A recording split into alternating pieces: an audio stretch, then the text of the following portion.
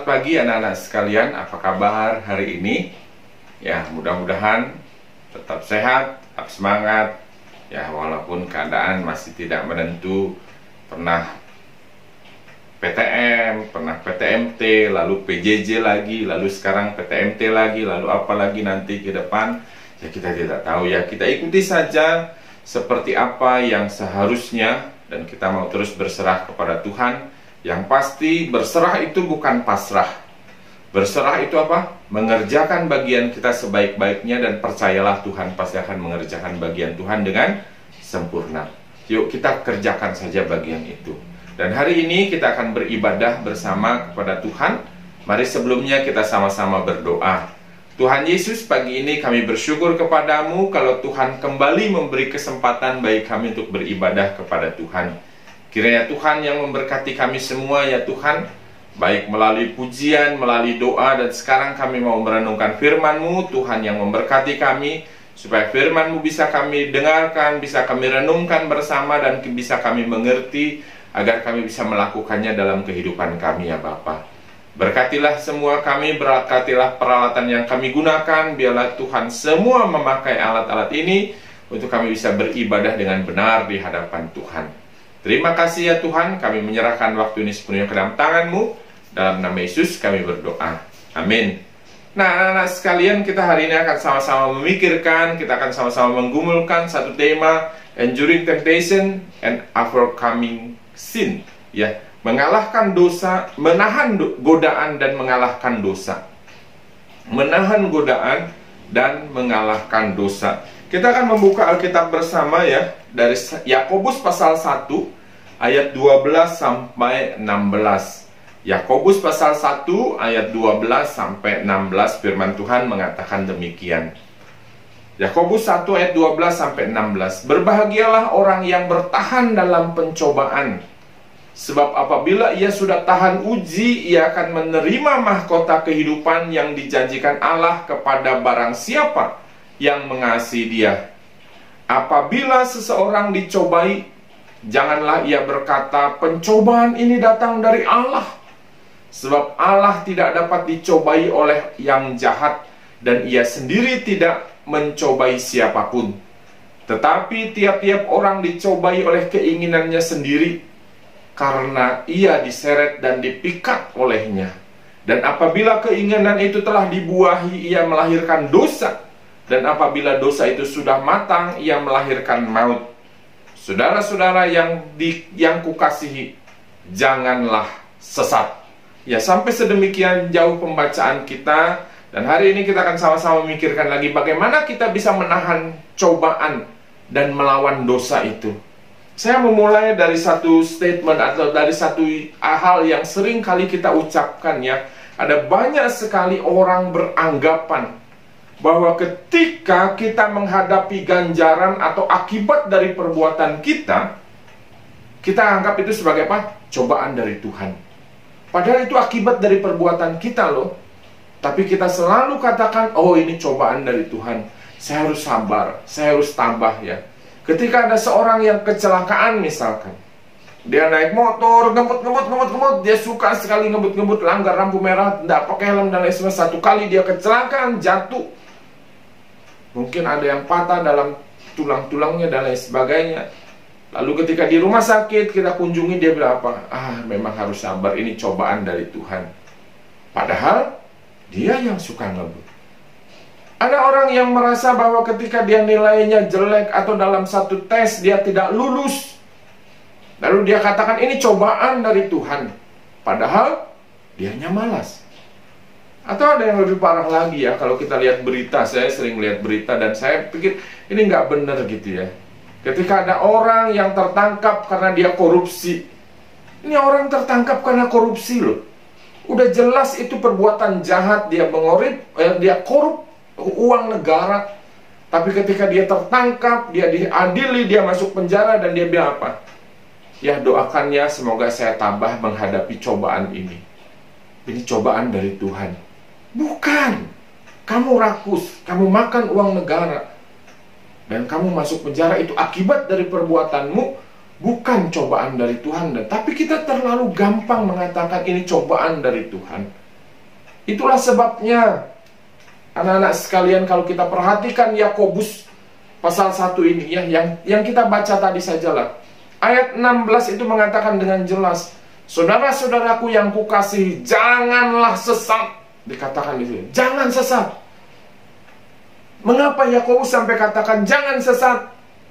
Kalau kita perhatikan ayat 13, sebab ya, jangan sesat oleh statement itu ya. Sebab ayat 13 mengatakan Allah tidak dapat dicobai oleh si jahat, dan Allah sendiri tidak pernah mencobai siapapun.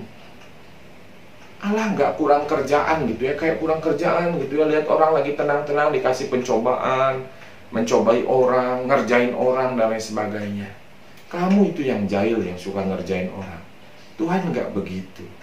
Kalau memang Allah ingin menguji seseorang, Allah pasti tahu bahwa ujian itu akan membuat orang ini naik kelas, naik grade. Tapi bukan Allah mau mencobai seseorang supaya dia jatuh, supaya dia gagal, supaya dia sial, dan lain sebagainya. Maka kita perhatikan baik-baik ayat-ayat ini. Ayat ke-14 ya, kalau kita lanjutkan. Kalau tadi di ayat ke-13 dikatakan jangan sesat, kata ayat 16. Mengapa dikatakan jangan sesat? Karena apa? Allah tidak pernah sembarangan mencobai. Allah tidak bisa dicobai dan tidak akan mencobai orang. Tetapi ayat 14 mengatakan, tetapi tiap-tiap orang itu dicobai oleh apa? Keinginannya sendiri.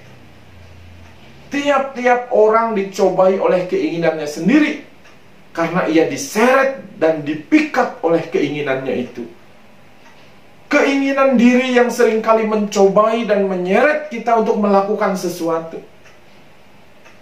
Keinginan kita untuk selalu sukses, selalu sukses, selalu sukses, membuat kita menghalalkan segala cara, bukan? Kamu ingin nilaimu bagus-bagus terus, tidak boleh nilaimu di bawah, maka kamu menghalalkan segala cara. Kalau hari ini lupa belajar, besok ujian, maka contekanlah yang jadi. Nggak apa-apalah, dan lain sebagainya. Kalau kamu ingin selalu berhasil dan sebagainya, nggak apa-apa, sogok sana sini, yang penting sukses. Halalkan semua cara dan sebagainya. Karena keinginan yang menyeret kita untuk melakukan sesuatu. Ketika kita ingin posisi tertentu, jabatan tertentu, nanti di antara kita yang kelas 12 ya, mau lanjut studi, oh saya ingin di universitas ini, oh saya ingin ke jurusan di sini, kejuruan yang ini, saya ingin masuk ke sana dan lain sebagainya. Dan harus ke sana, keinginan kita pokoknya sudah kuat harus ke sana. Seringkali bukan perjuangan yang kita kejar, tetapi apa? Suap sana sini. Saya kaget kadang ada orang tua yang bercerita, ayolah Pak tolong, saya sudah habis sekian ratus juta nih untuk anak saya bisa masuk sini. Waduh, masa karena keinginan itu dia menghalalkan segala suap sana sini dapat posisi tertentu? Atau ada juga yang dalam guyon-guyon kita sering bilang, karena ingin pasangan ini, orang ini saya ingin dia jadi pasanganku, lalu main dukun. Cinta ditolak, dukun bertindak, begitu. Karena keinginan kita sendirilah kita seringkali dicobai, dan akhirnya menyeret kita untuk melakukan sesuatu, bukan? Padahal semua itu, semua keinginan-keinginan yang menyeret kita itu akan suatu hari akan menyeret kita semakin dalam dalam pusaran dosa. Itulah sebabnya kalau kita perhatikan ayat yang ke-15. Di ayat ke-15 dan dikatakan, dan apabila keinginan itu telah dibuahi, ia akan melahirkan dosa. Dan apabila dosa itu sudah matang, ia melahirkan maut. Perhatikan bagian ini, betapa bahayanya kan hal ini. Keinginan diri kita itu membawa kita kepada pencobaan-pencobaan. Ya. Keinginan diri itu membuat kita terjerumus dalam pencobaan-pencobaan, tetapi ketika hati kita tetap berkeras, ketika kita berkeras hati dan tetap mengikuti keinginan diri kita yang menyeret dan menggoda kita itu, maka itu akan kita lakukan, mendatangkan dosa, hingga akhirnya mendatangkan maut. Maka menjadi pertanyaan bagi kita anak-anak sekalian, menjadi pergumulan bagi kita. Lalu kita harus bagaimana ya? Apakah kita sama sekali lalu tidak boleh punya keinginan? Apakah kita lantas, oh kalau gitu saya nggak boleh punya cita-cita lah. Karena nanti kalau punya cita-cita, saya lalu akan terjerumus dalam pencobaan, lalu akan terjerumus dalam dosa, lalu mendatangkan maut. Begitu? Apakah saya lalu tidak punya target, tidak boleh punya target dalam hidup yang harus saya kejar? Saya pikir teman-teman kelas 12 sudah mempelajari bagian ini ya. Tentang keinginan. Waktu itu kita belajar ya, bahwa tentang keinginan itu. Bukan berarti kamu tidak boleh punya keinginan sama sekali. Bukan berarti kamu tidak boleh punya cita-cita, nggak boleh punya target dan lain sebagainya. Bukan seperti itu. Tetapi ketika kita belajar waktu itu ya, salah satunya yang kita katakan, yang kita pelajari, bagaimana kita harus punya keinginan itu yang sesuai dengan kehendak Allah. Bukan keinginan karena ketamakan. Saya pingin seperti dia. Saya pingin kaya seperti siapa yang Crazy Rich itu ya. Nah udahlah, itulah. Karena dia pamer mobilnya mewah-mewah, karena dia begini, lalu kita menipu sama seperti dia yang crazy rich itu, akhirnya crazy betulan di penjara. Bukan berarti kita demikian, tetapi semua keinginan kita itu harus disesuaikan dengan kehendak Allah. Dan waktu itu kita di kelas sudah membahas sama-sama di kelas 12. Nanti adik-adik yang kelas 10, kelas 11 akan belajar di kelas 12 tentang bagaimana kita memahami kehendak Allah itu. Karena kemudian kalau kita bertanya, kalau keinginan saya harus sesuai kehendak Allah, lalu bagaimana kita bisa tahu bahwa ini kehendak Allah atau bukan? Ada 3 cara lah yang paling gampang kalau kita ingin tahu itu kehendak Allah atau bukan. Kehendak Allah itu yang pertama ya, kehendak Allah itu selalu sesuai dengan firman Tuhan. Itu aja. Kamu ingin tahu apa yang kamu inginkan itu sesuai kehendak Allah atau tidak? Baca firman Tuhan. Cari di dalamnya. Karena semua keinginan kehendak Allah selalu bersesuaian dengan firman Tuhan. Oh, tapi kan Pak, tidak semua keinginan cita-cita saya mau jadi tentara lalu di Alkitab kan nggak ada. Betul.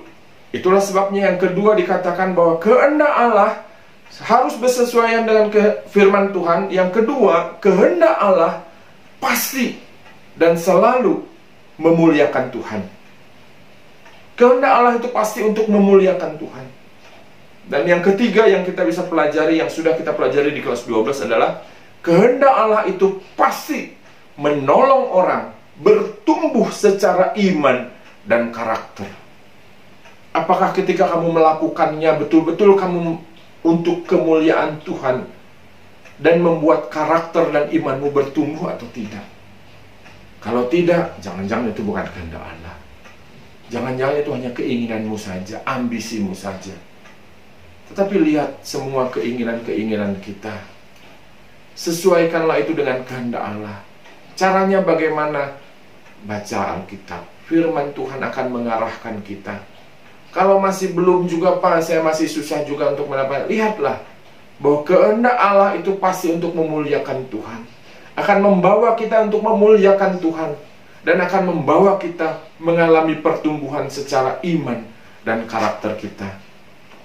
Dan mari kita sama-sama gumulkan bagian ini. Akhirnya saya mau katakan begini anak-anak sekalian ya. Bagaimana kita bisa menahan godaan? Bagaimana kita bisa mengalahkan dosa yang terus merongrong kita dan menyeret kita akhirnya kepada pusaran dosa dan akhirnya membawa kita kepada maut.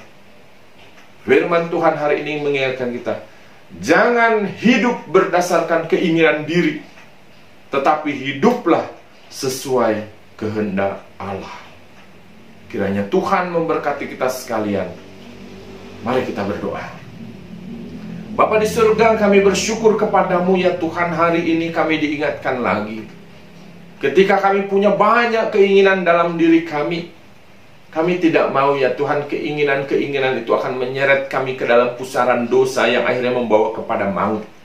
Tapi biarlah kiranya kami mau sungguh-sungguh menyesuaikan keinginan-keinginan diri kami itu sesuai dengan kehendak-Mu ya Bapa. Tuhan yang menolong kami. Biarlah kami punya kepekaan ketika kami membaca Alkitab, membaca firman-Mu. Kami bisa melihat bagaimana kehendak Tuhan dalam hidup kami. Bagaimana kami bisa terus memuliakan Tuhan melalui apa yang kami harapkan, apa yang kami cita-citakan, apa yang kami inginkan. Dan apapun yang kami lakukan bisa membuat iman kami bertumbuh, karakter kami lebih baik. Tuhan, tolonglah kami ya Tuhan untuk bisa menjalani hidup kami sesuai dengan kehendak Tuhan dan bukan dengan keinginan kami saja. Kiranya Tuhan yang memberkati kami semua, dan kami mau berserah penuh ke dalam tangan-Mu, dan Tuhan yang akan memberkati kami. Dalam nama Yesus kami berdoa. Amin. Kiranya Tuhan memberkati kita sekalian. Ingat, jangan hidup berdasarkan keinginan diri.